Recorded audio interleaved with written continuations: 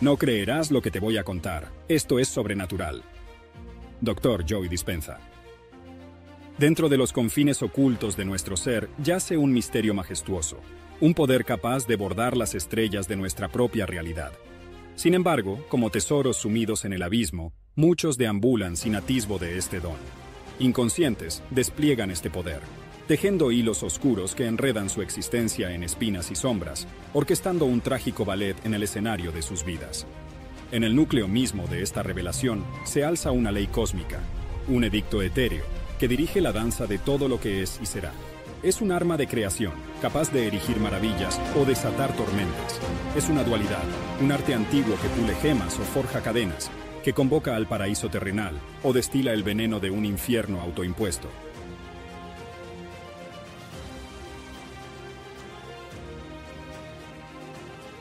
Aprender a asir este poder es desvelar la llave que conecta lo humano con lo sobrenatural. Es elevarse por encima de los límites, desplegar alas en un vuelo inexplorado. Tú, que escuchas estas palabras, contemplas la oportunidad de abrazar este don ancestral, de tejerlo en los hilos de tu destino y destilar un elixir que jamás paladearon tus labios. En esta travesía, el poder se convierte en un crisol para manifestar lo anhelado. Riquezas que llueven como estrellas fugaces, amores que arden como soles de medianoche, salud que fluye como un río vital. Hasta las enfermedades, como sombras indeseadas, pueden desvanecerse ante su fuego curativo, de tal manera que adquirirás la capacidad de sanarte a ti mismo de cualquier afección.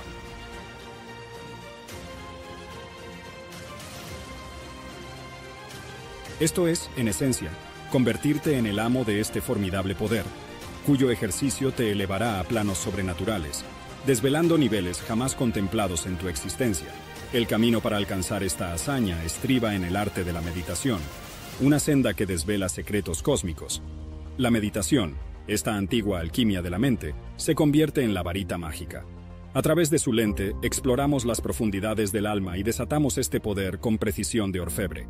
Nos volvemos artesanos de la realidad, pintando con colores de intención en el lienzo del universo.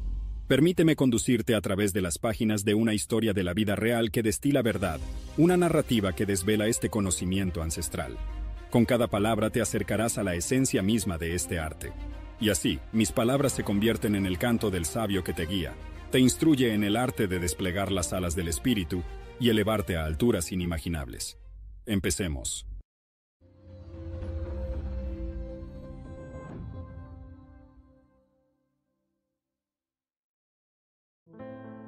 En los últimos suspiros primaverales, cuando el verano comenzaba a desperezarse, un junio de 2007, tejía un domingo que prometía ser idílico.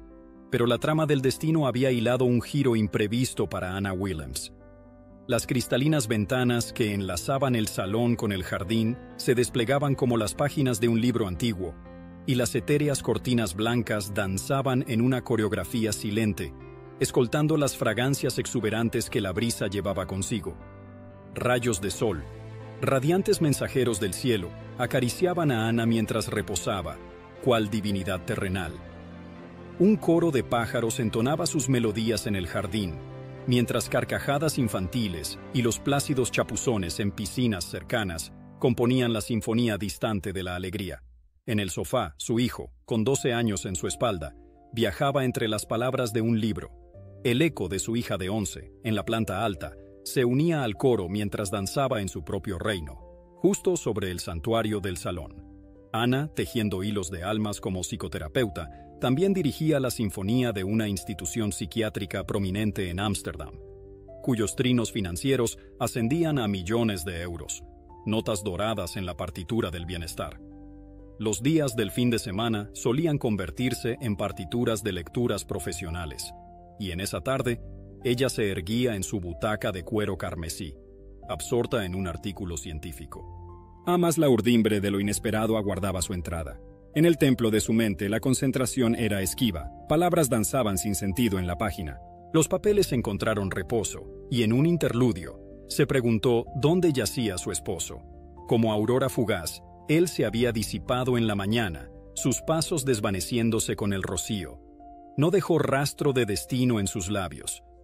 Los hijos de Anna compartieron que él les había brindado a Dios con un abrazo cálido, Un arrullo tal vez a sus corazones inocentes. Múltiples llamadas al móvil quedaron sin respuesta, ecos en un abismo. Nuevamente, la espera, como una partitura congelada. A las 3:30 de la tarde sonó el timbre. Cuando Ana abrió la puerta principal, vio a 2 policías plantados al otro lado.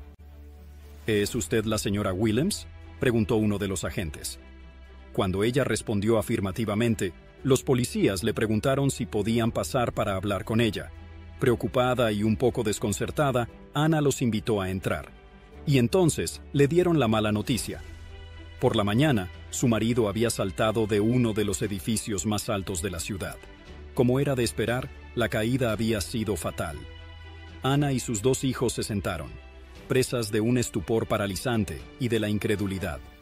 Ana, como mártir de las emociones, contuvo el aliento, y cuando el aire recobró su danza con sus pulmones, un temblor incontenible la asió. El tiempo, en su afán por ser testigo, se congeló. 2 hijos, testigos del espectáculo trágico, encerrados en la estupefacción del dolor. En un silencio compartido, el sentido de la realidad desvaneciéndose como niebla matinal, Ana luchó por enjugar sus lágrimas antes de que formaran ríos. Un golpe de martillo resonó en su cabeza, y en su ser, el dolor se enroscó como serpiente venenosa. Hombros y cuello se tensaron, sus pensamientos danzando como hojas al viento.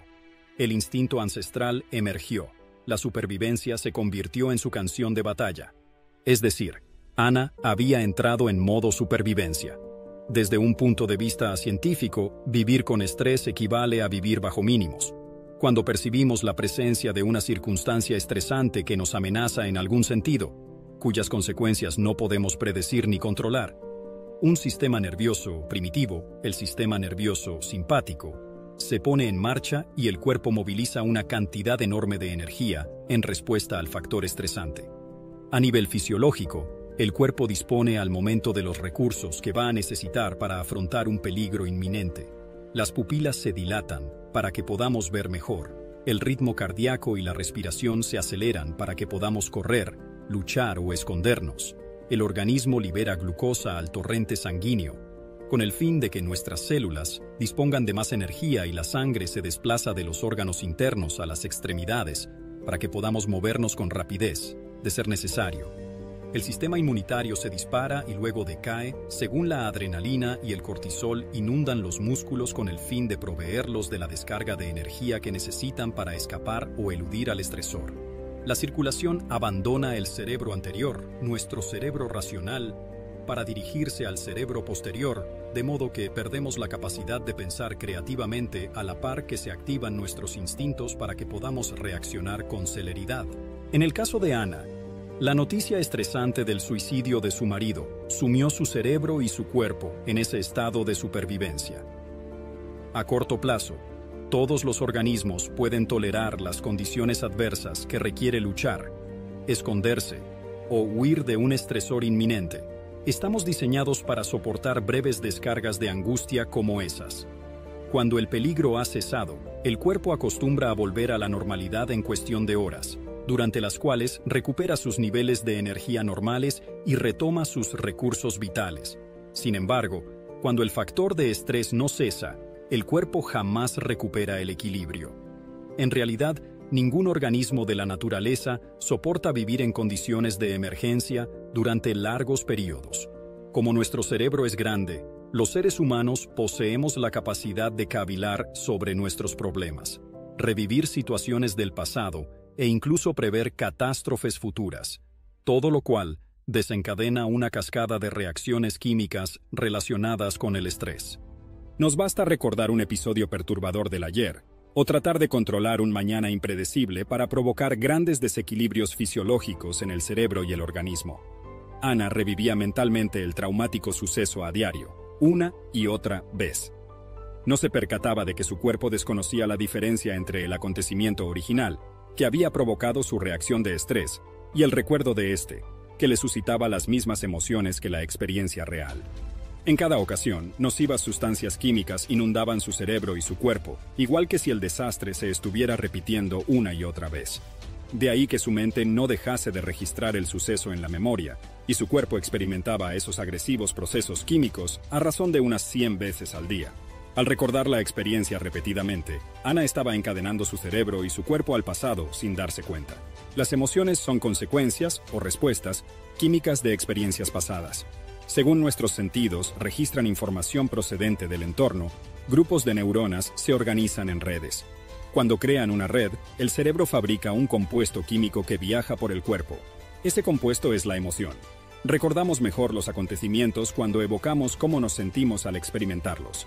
Cuanto más alto sea el coeficiente emocional de un suceso, ya sea positivo o negativo, más profundo será el cambio de la química interna. En el instante en que reparamos en un cambio interno significativo, el cerebro presta atención al agente externo que ha generado ese cambio y registra las condiciones externas. A eso lo llamamos memoria. Como psicoterapeuta que era, podía comprender racional e intelectualmente lo que le estaba pasando, pero su sufrimiento era más poderoso que todos sus conocimientos. Sus amistades empezaron a tratarla como a una mujer que ha perdido a su marido, y esa condición devino en su nueva identidad. Asociaba los recuerdos y sentimientos con su estado presente. Cuando alguien le preguntaba por qué se sentía tan mal, le contaba la historia del suicidio. En cada ocasión revivía el dolor, la angustia y el sufrimiento, una y otra vez. Al hacerlo, Ana seguía activando los mismos circuitos de su cerebro y su cuerpo, que la sumían aún más en el pasado. Pensaba, actuaba y sentía a diario, como si el pasado fuera el presente. Y esto solo era el inicio de una espiral descendente. Ana ya no podía trabajar y tuvo que pedir la baja laboral. En esa época descubrió que su marido, aun siendo un abogado de éxito, estaba experimentando graves dificultades financieras. Los pensamientos de Ana devinieron un círculo vicioso en el que las mismas preguntas se repetían una y otra vez. ¿Cómo voy a cuidar de mis hijos? ¿Cómo superaremos este trauma y cómo afectará a nuestras vidas? ¿Por qué se marchó mi marido sin despedirse de mí? ¿Cómo es posible que no me diera cuenta de que era tan infeliz? Le fallé como esposa. ¿Cómo pudo abandonarme con 2 hijos? ¿Y cómo me las arreglaré para criarlos yo sola? 9 meses más tarde, el 21 de marzo de 2008, Ana despertó paralizada de cintura para abajo. Pocas horas después estaba tumbada en el hospital, con una silla de ruedas junto a la cama. Le habían diagnosticado neuritis, inflamación del sistema nervioso periférico. Cuando la reacción de lucha o huida se desencadena en el sistema nervioso y permanece activa a causa del estrés crónico, el cuerpo recurre a todas sus reservas energéticas para afrontar la amenaza constante que percibe en el entorno exterior. En consecuencia, el cuerpo carece de energía para regenerarse y repararse en el entorno interior, lo que desequilibra el sistema inmunitario. Debido a su incesante conflicto interno, el sistema inmunitario de Ana había atacado a su cuerpo. Finalmente estaba expresando en el plano físico el dolor y el sufrimiento que experimentaba en el plano mental. Resumiendo, Ana no podía mover el cuerpo porque no podía seguir adelante con su vida. Se había quedado atascada en el pasado. En 2009, 2 años después de la muerte de su marido, le diagnosticaron una depresión.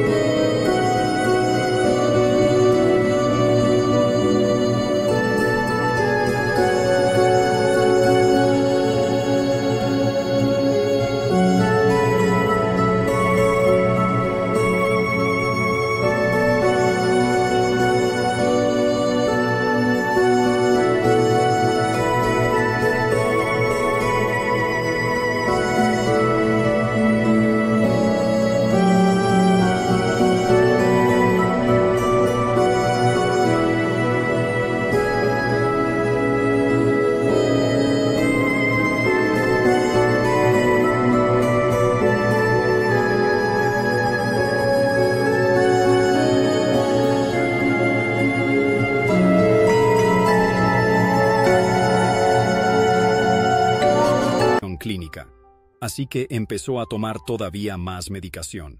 En consecuencia, los estados de ánimo de Ana oscilaban de la rabia a la tristeza, pasando por el dolor, el sufrimiento, la impotencia y la frustración, cuando no el miedo y el odio más intensos. Como esas emociones influían en su conducta, su comportamiento se tornó un tanto irracional. Al principio se peleaba con todos aquellos que tenía cerca, exceptuando a sus hijos.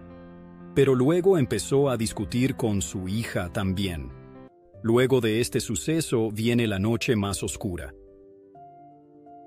En 2010, Anna entabló una relación disfuncional con un hombre que la maltrataba a ella y a sus hijos mediante el abuso verbal, los juegos de poder y las amenazas constantes. La mujer perdió todo su dinero, el trabajo y cualquier sensación de seguridad. Cuando perdió la casa también, tuvo que mudarse a vivir con el maltratador. Los niveles de estrés de Ana seguían aumentando. Las ulceraciones se extendieron a otras membranas mucosas, incluida la vagina, el ano y todo el esófago. Su sistema inmunitario se había derrumbado y ahora padecía diversos problemas de piel, alergias alimentarias y problemas de peso. Empezó a experimentar dificultad para deglutir y acidez de estómago, así que le recetaron nuevos medicamentos. En octubre, Ana abrió una pequeña consulta de psicoterapia en su hogar. Solo tenía fuerzas para atender a 2 clientes al día, por la mañana, mientras sus hijos estaban en el colegio, y únicamente 3 días a la semana. Por la tarde, se sentía tan agotada y enferma que se tumbaba en la cama hasta el regreso de sus hijos. Intentaba atenderlos lo mejor que podía, pero no tenía energía y nunca se encontraba con ánimo para salir de casa. Ana apenas si veía a nadie. Carecía de vida social. Ana estaba experimentando la más oscura noche del alma. Súbitamente, entendió por qué su marido se había quitado la vida. No estaba segura de poder soportarlo más y empezó a considerar la idea del suicidio. Nada puede ser peor que esto, pensaba. Sorprende la cantidad de personas que experimentan eso mismo. A causa de un fuerte shock o de un trauma, nunca llegan a superar las emociones asociadas, y tanto sus vidas como su salud se hacen añicos. Si una adicción es algo que se apodera de nosotros, podríamos concluir objetivamente que las personas como Ana se vuelven adictas a esas mismas emociones estresantes que las han enfermado. La subida de adrenalina y otras hormonas de estrés estimulan su cuerpo y su cerebro, lo que les proporciona una descarga de energía. Con el tiempo, se vuelven adictas a esa descarga de compuestos químicos, y luego recurren a las personas y a las circunstancias que las rodean para reforzar su adicción a la emoción y así volver a activarla. Y como las hormonas del estrés son tan poderosas, había desarrollado una adicción a sus propios pensamientos, los mismos que la llevaban a sentirse tan mal. Ana accedió a someterse a la quimioterapia, pero después de la primera sesión se desmoronó mental y emocionalmente. Una tarde, mientras sus hijos estaban en el colegio, Ana se desplomó en el suelo, llorando. Por fin había tocado fondo. Comprendió que, de seguir así, no viviría mucho más y dejaría a sus hijos huérfanos de padre y madre. Empezó a rezar pidiendo ayuda. Sabía, en el fondo de su corazón, que las cosas tenían que cambiar. En un gesto de absoluta sinceridad y derrota, pidió guía, apoyo y una salida. Prometió que, si sus plegarias eran atendidas, daría las gracias cada día del resto de su vida y ayudaría a las personas que se encontraran en su misma situación. Y fue en este preciso momento que Ana llegó a su punto de inflexión. Ana se tomó su decisión de cambiar como una misión. En primer lugar, decidió dejar todos los tratamientos, al igual que los fármacos que tomaba para sus diversas enfermedades físicas, aunque no abandonó los antidepresivos. Aquel frío día de invierno de febrero de 2011, en el que se derrumbó en el suelo llorando y pidiendo ayuda, Ana tomó la firme decisión de transformarse tanto a sí misma como su vida, y la intensidad de su determinación le otorgó un nivel de energía que permitió a su cuerpo responder a esa idea. Fue esa decisión de cambiar la que le proporcionó las fuerzas necesarias para alquilar una casa en la que vivir con sus hijas y dejar la relación destructiva en la que se había instalado. De algún modo, ese instante la redefinió. Supo que tenía que empezar de cero. Ana y yo nos conocimos un mes más tarde. Como de costumbre, mi charla de esa noche se centraba en la capacidad de nuestros pensamientos y sentimientos para influir en el cuerpo y en la vida. hablé de cómo nos enferman las sustancias químicas derivadas del estrés. Esa noche, rebosante de inspiración, Ana pensó, si yo he creado la vida que tengo ahora mismo, incluida la parálisis, la depresión, la debilidad de mi sistema inmunitario, las ulceraciones e incluso el cáncer, es posible que pueda revertirlo todo con la...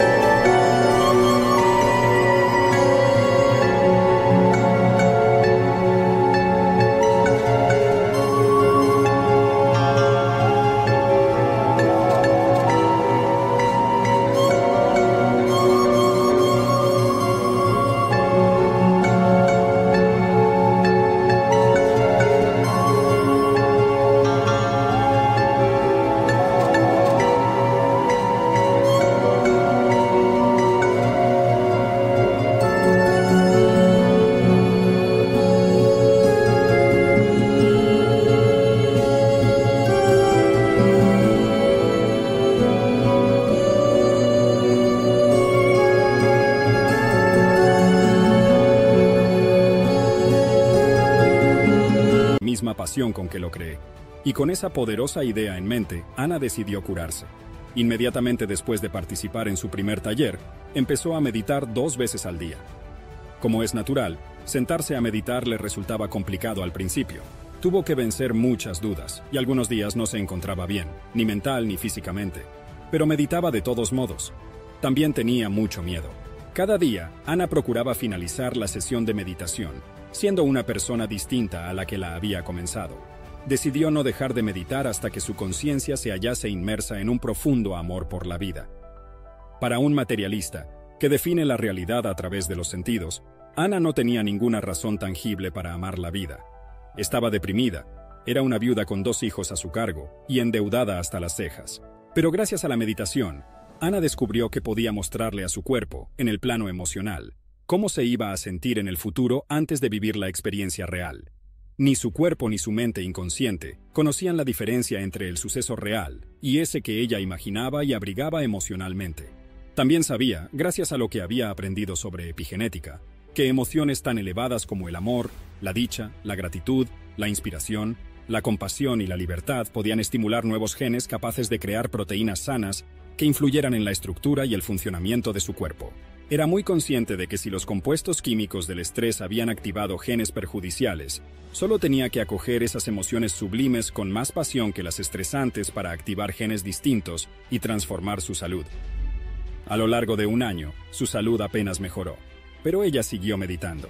De hecho, ponía en práctica todas las meditaciones que yo había diseñado para mis alumnos. Sabía que había tardado varios años en crear su actual estado de salud, de modo que le costaría bastante experimentar algo distinto. Así que continuó con sus prácticas, e hizo lo posible por ser tan consciente de sus pensamientos, conductas y emociones que nada que no quisiera experimentar se colaba en su conciencia. Al cabo de 1 año, Ana se percató de que, muy lentamente, empezaba a encontrarse mejor tanto física como emocionalmente. Estaba superando el hábito de identificarse con su antiguo ser e inventando un flamante nuevo yo para sustituir al antiguo. En mis talleres había aprendido que debía devolver la armonía a su sistema nervioso autónomo, sus siglas en inglés SNA, porque el SNA controla todas las funciones automáticas que suceden al margen de la conciencia cerebral: la digestión, la absorción, los niveles de azúcar en sangre, la temperatura corporal, las secreciones hormonales, el ritmo cardíaco. El único modo que tenía de colarse en el sistema operativo e influir en el SNA era cambiar su estado de conciencia con regularidad. Así que empezaba cada meditación con la bendición de los centros de energía. Sin prisa, pero sin pausa, reprogramó su sistema nervioso autónomo para devolverle el equilibrio y recuperar la salud. Como Ana se dedicó a estudiar también el modelo de epigenética que enseño en mis talleres y conferencias, aprendió que los genes no son los causantes de la enfermedad. Es el entorno el que envía señales a los genes responsables de la dolencia.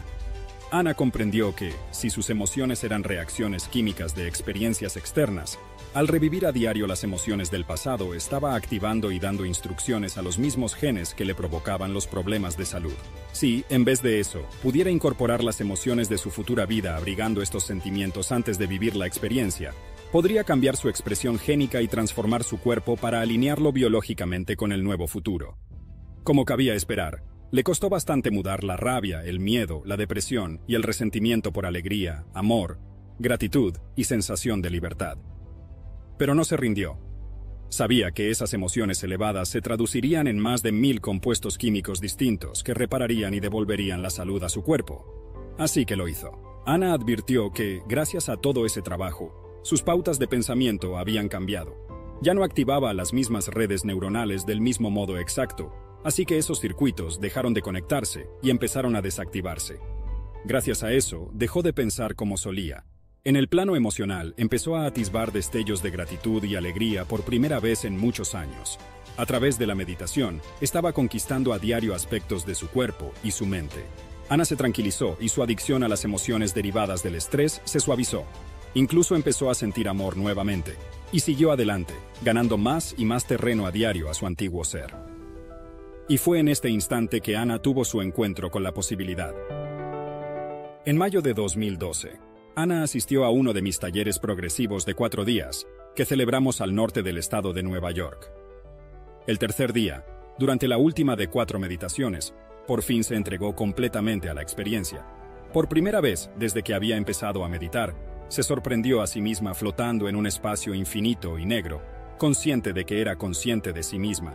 Había dejado atrás el recuerdo de la persona que era y se convirtió en pura conciencia, totalmente libre de su cuerpo y de cualquier asociación con el mundo material, ajena al tiempo lineal.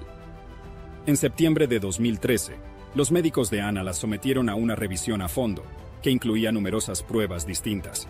1 año y 9 meses después de que le diagnosticaran un cáncer, transcurridos 6 años desde el suicidio de su marido, el cáncer de Ana había remitido por completo y el tumor del esófago había desaparecido. En los análisis de sangre no apareció ningún marcador que hiciera sospechar de la presencia de un tumor maligno. Las membranas mucosas de su esófago, vagina y ano se habían regenerado por completo.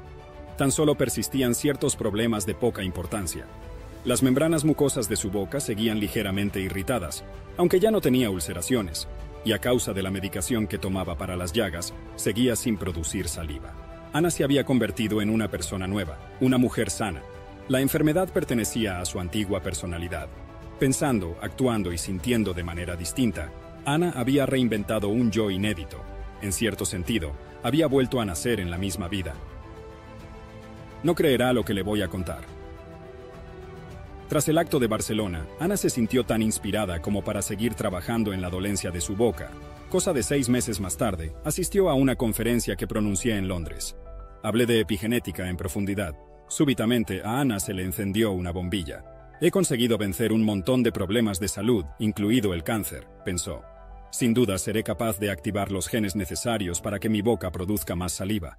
Pocos meses más tarde, durante otro taller, en 2014, Ana notó de repente el goteo de la saliva. Desde entonces, sus membranas mucosas se encuentran perfectamente y produce saliva con normalidad. Nunca ha vuelto a sufrir ulceraciones. En la actualidad, Ana es una persona sana, vital, feliz y estable, con una mente clara y despierta. Si le preguntas por sus antiguos problemas de salud, te dirá que tener que afrontar esos desafíos fue lo mejor que le ha sucedido en la vida. Piénsalo. Y si lo peor que te ha sucedido nunca resultará ser lo mejor que te podía pasar.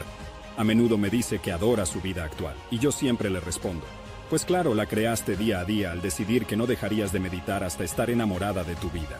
Es lógico que la ames. En el transcurso de su transformación, Ana logró convertirse en una persona sobrenatural.